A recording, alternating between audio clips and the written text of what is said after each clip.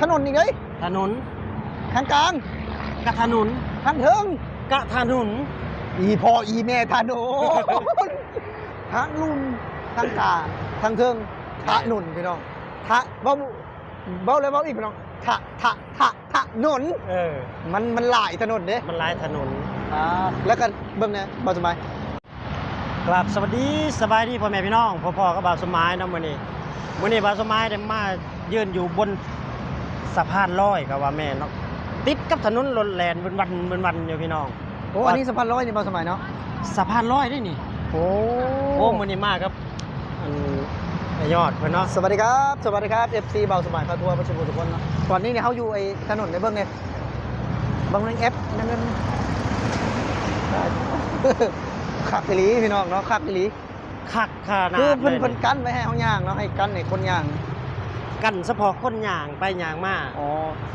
ข้ามถนนทีแรกบ่ยอดบ่กล้าขึ้นมานะ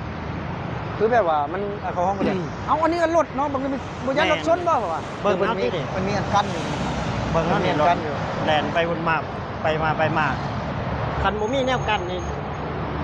บ่อยากอยู่พร้อมบ่ได้นี่เป็นตาย่านเนาะมันเป็นตาย่านนะถ้าหากผมมีแนวกั้นนี่บ่กล้ามาแบบว่าบ่กล้ามายืนในจุดนี้เนาะแม่นบ่แม่นบ่กล้ามายืนถ้าหากว่าผมมีแนวกั้นนะ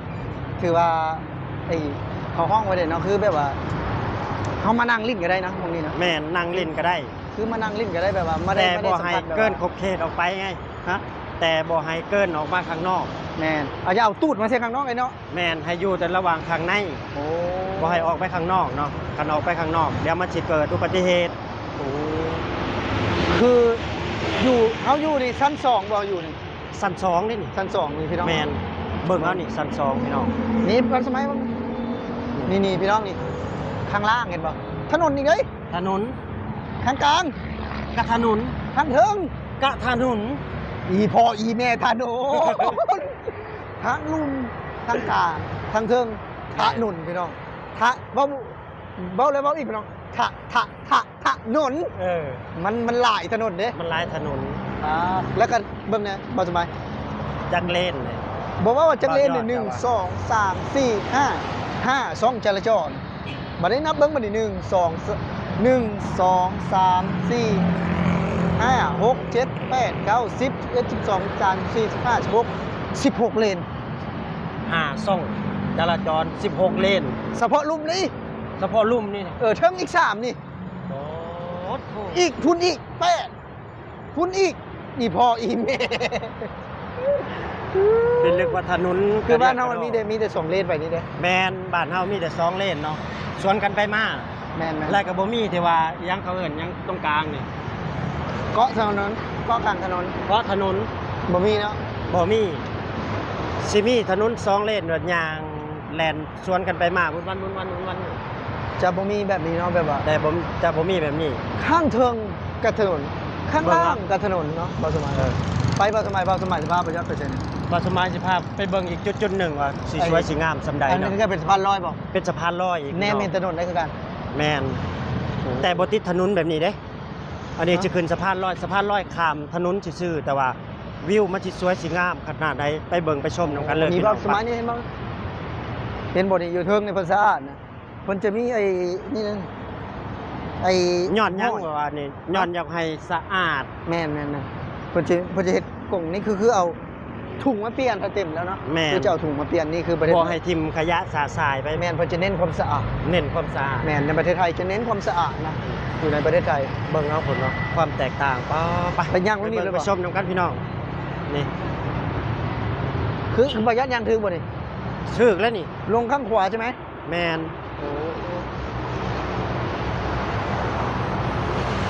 ข้างล่างนี่ก็จะเป็นแบบว่าตลาดนัดเลยเนาะพี่น้องเนาะเป็นตลาดนัดได้เลยว่ะอยู่นี่นะนี่เบิ่งเอาพี่น้องเอ้ยนี่ใต้สะพานลอยสามารถสร้างตลาดนัดได้พี่น้องโอ้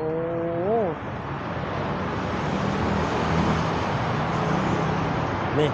เอาพี่น้องเดี๋ยวพาไปเบิ่งไปชมน้ำกันเนาะพี่น้องเนาะว่าจะเป็นอย่างไรเนาะไปจะเป็นนี่เบิ่งกันไปเลยพี่น้องเนาะว่าป๊อดโธ่ไปเที่ยวไปเบิ่งชมน้ำกันพี่น้องเอ้ย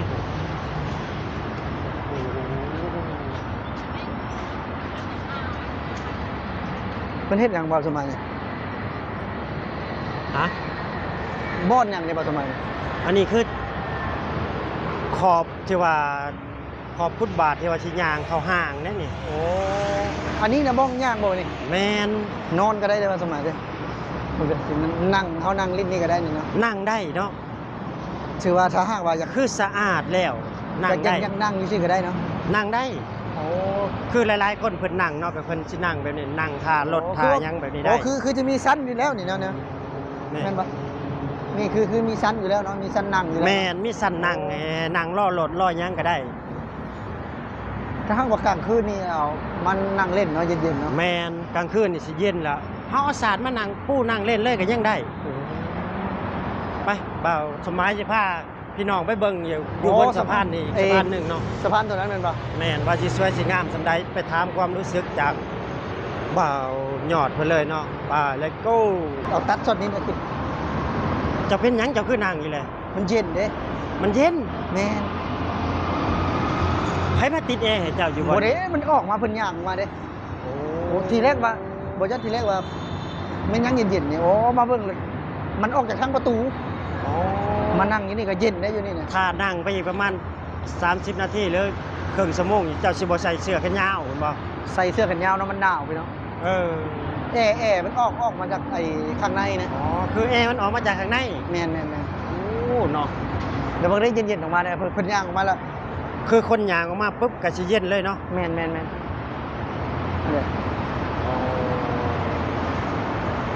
นี่พี่น้องเอ้ยเย็น แม่นเย็นชั่วเออคักอีหลี คักอีหลี เนาะ ไปพี่ ไม่ น้อง เฮาไปถ่ายคลิปแล้วเฮาไปนั่ง มาเบิ่ง เย็น ถ่ายคลิป ๆ ไป นี่เนาะพี่น้องนี่แหละความแตกต่างเฮาได้ยินสำนีเฮาก็มีแห้งแล้วได้นี่ มีซิทแค่อยู่ข้างนอกก็ดีใจแล้วนะ น่ะบัดสิว่า เพิ่นนบเฮาเนี่ยเห็นหมด เพิ่นนบเฮาบ่ฮะ เฮาน บนบกลับแล้วนี่แหละ สวัสดีครับเพิ่นนบเฮาเด้เฮาก็ต้อง ตอนนั้นเขาสิว่าโอ้ยจะเฮ็ดคอนเทนต์ใช่บ่นี่หรือว่าเดี๋ยว บ่เฮาต้องไหว้ครับเดี๋ยวเพิ่นไหว้เฮา อ๋อเพิ่นไหว้เฮาก็ต้องไหว้กลับเนาะ แม่น โอ้ไปพี่น้องไปเบิ่งไปชมน้ำกันอยู่ข้างบนสะพานเลยเนาะนี่เขาก็จะขึ้นสะพานเลยเด้อพี่น้องเอ้ยนี่มาเบิ่งว่าอยู่บนสะพานนี่สิสวยสิงามสำได้เนาะพี่น้องเนาะอ๋อตัวอลังการอะไรพี่น้องเอ้ยย่างขึ้นสะพานนี่ก็ขาลอยเลยเด้นี่ความเพิ่นเฮ็ดเนี่ยเนาะ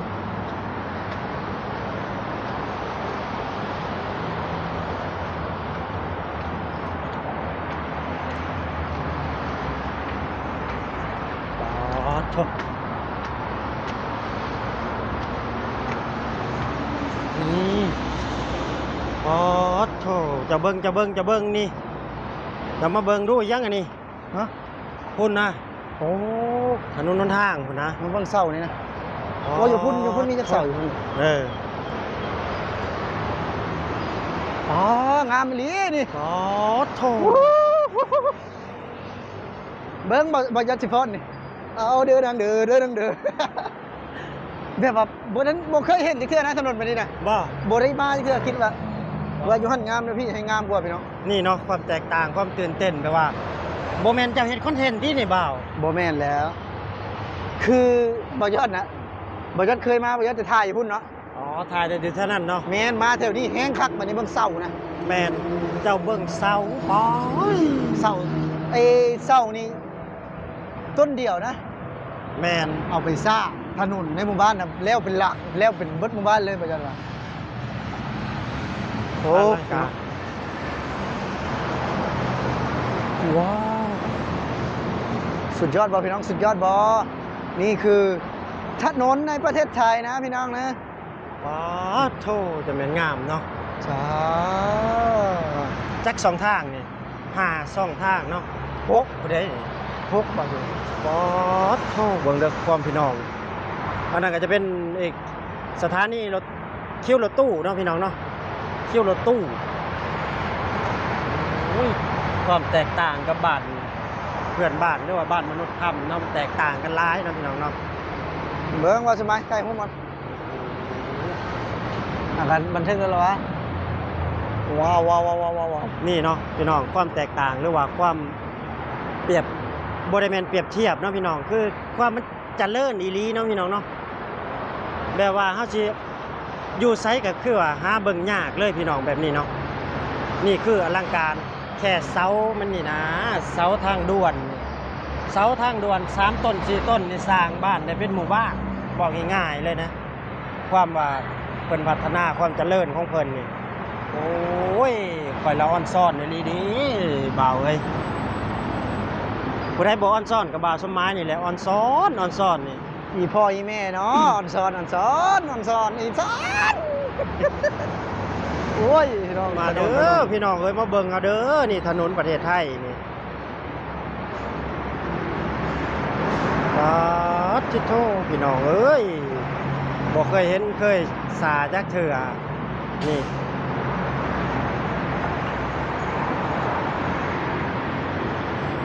สุดยอดอลังการอีหลีพี่น้องเอ้ยพุ่น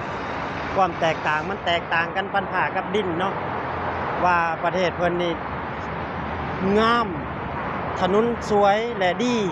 ที่สุดบ่มีหลุมบ่มีบ่อเด้อพี่น้องเด้อนี่เบิ่งเอานี่ว่าบ่าวสมัยโอ้อวยบ่ได้อวยบ่ได้หยังเลยนี่นี่มันคือเรื่องจริงแล้วก็บ่แม่นภาพ AI เนาะพี่น้องเนาะบ่ได้ตัดต่ออันนี้ภาพสดๆร้อนๆเลยเนาะพี่น้องเนาะเบิ่งพุ่นอ๋อ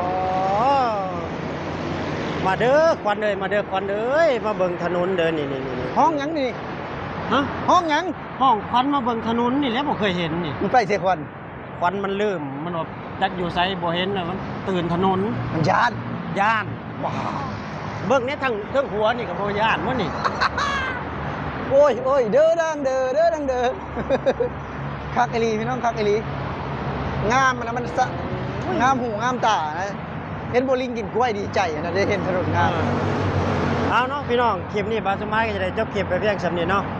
ก็ขอบคุณพี่น้องทุกคนที่เข้ามาติดตามรับชมคลิปของบาสมัยเนาะมื้อนี้ก็บาสมัยได้อำลาพี่น้องไว้สำนี้เนาะขอกราบคำว่า